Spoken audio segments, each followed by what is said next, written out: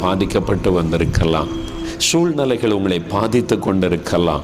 ஒரு காயப்பட்ட உள்ளத்தோடு உங்களுக்குள்ளேயே நீங்கள் அழுது கொண்டு வந்திருக்கலாம். ஏன் எனக்கு இப்படி நடக்குது? நான் ஏன் இப்படி கஷ்டப்படணும்?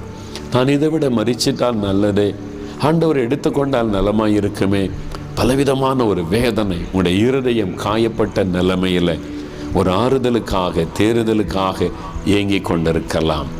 ஒரு தாய் தன் குழந்தையை தேற்றுவதை போல அவர் உங்களை தேற்றுகிற தாயாக இருக்கிறார். இயேசு எப்படிப்பட்டவர் தெரியுமா? உங்களை மறக்காதவர் மாத்திரம் அல்ல, உங்களை தேற்றுகிறவர். இன்றைக்கு அவர் தேற்றி கொண்டிருக்கிறார்.